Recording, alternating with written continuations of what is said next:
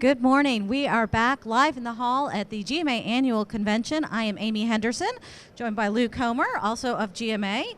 And this is our little show we do every year, talking to various people to share what's going on at the annual convention. Right, and today we have Brian Wallace, who's also another GMA staff member, and we're going to be talking about our report on, Amy, show the report. Sure.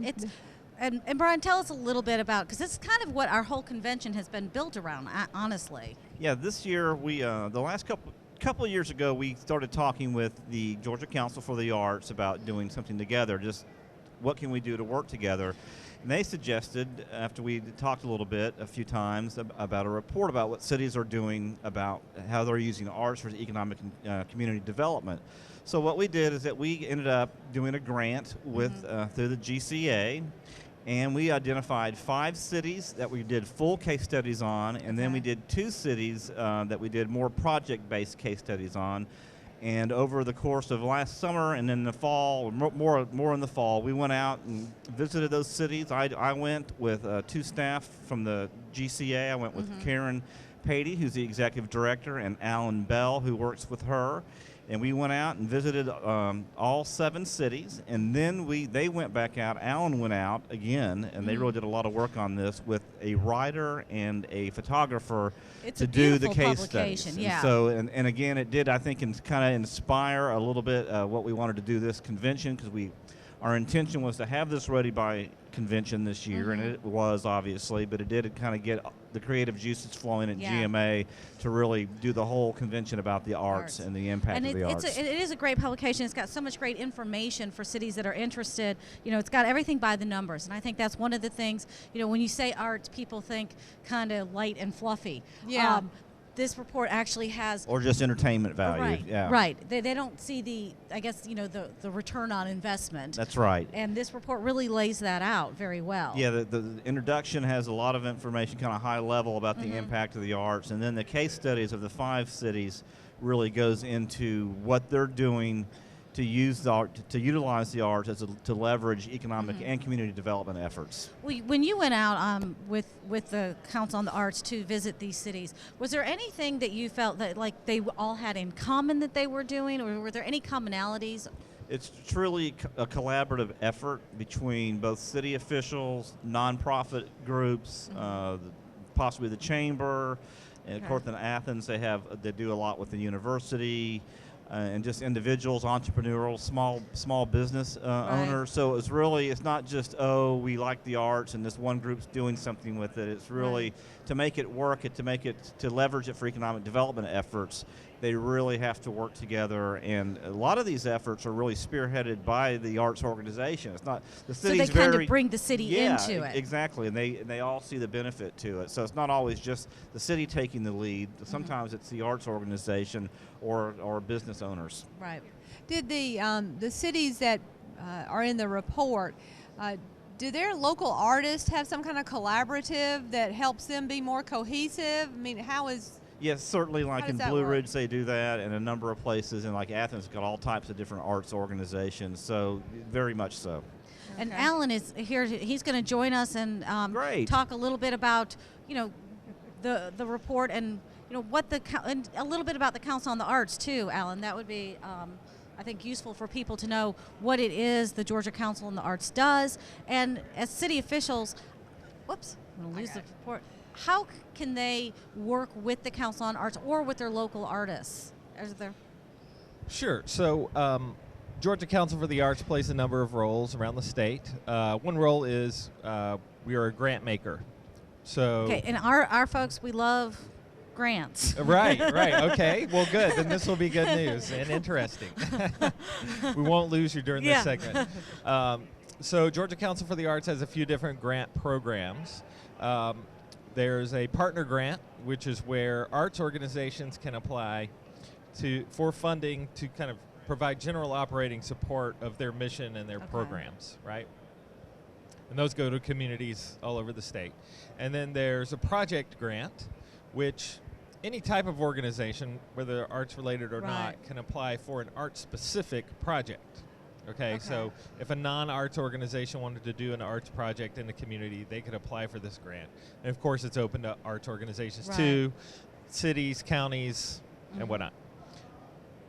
We also have what we call the Tourism Product Development Grant, which is a partnership between Georgia Council for the Arts and the Tourism Division within the Georgia Department of Economic Development. And so both of those divisions participate, and those grants are tourism specific, but for the arts funding or the arts grants that go to those projects, they have to be arts related local tourism projects, right? And those applications are intended to be partnerships among multiple organizations and agencies, but the application has to come from either a city, a county, or an authority. And can they look to the website, your website too? Our website has all of that information. Right, and then, right. of course, we've also been involved in some research recently, in addition to leveraging public investment in the arts, which is our publication. We partnered with GMA on. We also have a brochure that we recently published, which is called Georgia's Creative Economy. We have that here at the convention. Right. Is it out there? And that provides both data on Georgia's creative economy as a whole, but also broken down into breakdowns that are specific to a couple of different areas in which the Department of Economic Development is organized. So how, we have a how are the arts pushing tourism? Are they very, very closely? I mean, they are. In my mind, they are. They are. Okay, so if you think of a tourist is technically someone who will come to your community from 50 miles away or farther. Okay. Right? So you have to think about what are the things that you're creating or producing in your community that someone will drive 50 miles or more to visit and see, right? So, and a lot of those things tend to be arts and culture related. So festivals, of course, you know, usually these communities that hold festivals. We have some great festivals. We have in excellent the state. festivals, and we have some festivals in the state where people come from all over the world. Yeah. Right. I mean, we're here in Savannah. Savannah Music Festival is one of those. It's probably one of the largest music festivals in the country. And people literally attend that festival from all over the world, in part because they love music and the variety of the festival. They also and because love I love Savannah. Yeah. Right, exactly. And the food doesn't hurt. Yeah, exactly. Try to find a bad meal in Savannah. I dare you. It's not possible. You mentioned y'all have a lot of grants. Do you normally have more grants than you have applications for? Are you looking for more applications? We usually have a lot more applications than we have funding. I would see probably at least double the applications that we can reasonably fund. So we go through a thorough jury panel process where they score the applications, and usually the applications in the top half or so will receive funding. Could you give some advice to people who might be interested in applying for a grant through your organization? What puts them in that upper tier that actually gets selected for the funding? Absolutely. So I would say, one, being very familiar with the grant criteria and the guidelines and following those to a T. You know, some applications inevitably are disqualified just because they didn't follow instructions, and that's just a really basic way, right? That's a really basic way to keep your application in the running, right? When the panel process starts. I would also say to start early. Planning is really key to being successful for these grants. I would say the folks who tend to wait until the last minute have, on average, a lower success rate. Because they're not doing the planning in advance that it takes. They're not working and meeting with their partners. They're not laying all the groundwork, because these applications, while they're written, they reflect the reality on the ground in your community and where you are in the planning process and where you are in terms of your financial stability. And it sounds like to me, though, too, just kind of going through the exercise of applying for a grant, even if you don't actually apply, gives you kind of an idea of where you are and what you need to do next. Absolutely. And I would say if communities apply and don't get funded in 1 year, you know, work on tweaking and revising and improving your application and the concept behind the application, whatever your project might be, and apply again for sure. Now, when we asked Brian this about, you know, going out and visiting these cities that are in the report that we have here at convention, we're asking what is something they all have in common that they're doing right?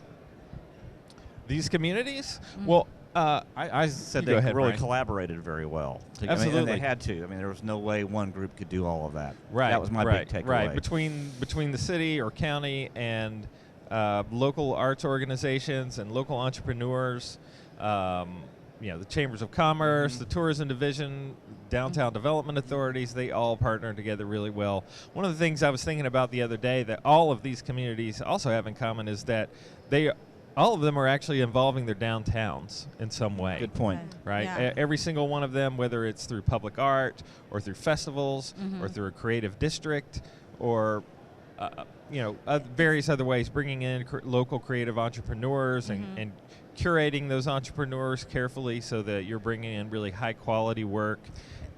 Of course, I love all the downtowns in our state. They're such great gathering places, and I think being able to bring artists and artisans too, because it's not just about the arts, Exactly. Right. makers as well.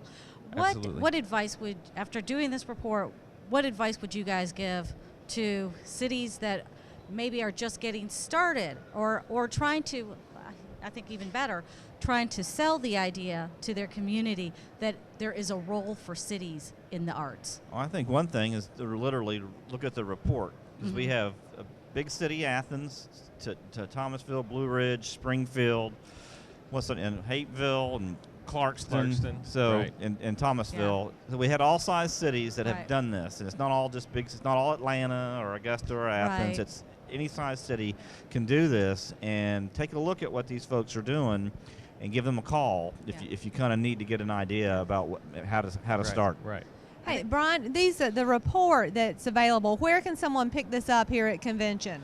We have them out in outside the registration area, and we'll have them we're having the session this afternoon on this, and we'll have those available there, and they're going to be on they're on the GMA website, and it will be on the Georgia Council for the Arts website as well. Okay, good. And one more grant opportunity I'd like to mention. It's a brand new one.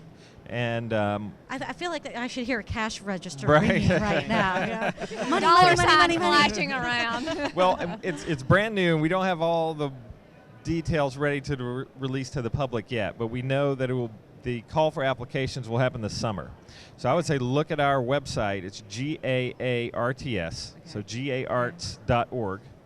And look at our website, I would say mid to late July, and we should have new information up about a brand new grant program that's actually going to go to communities that usually don't receive funding through Georgia Council for the Arts. Oh, that's great.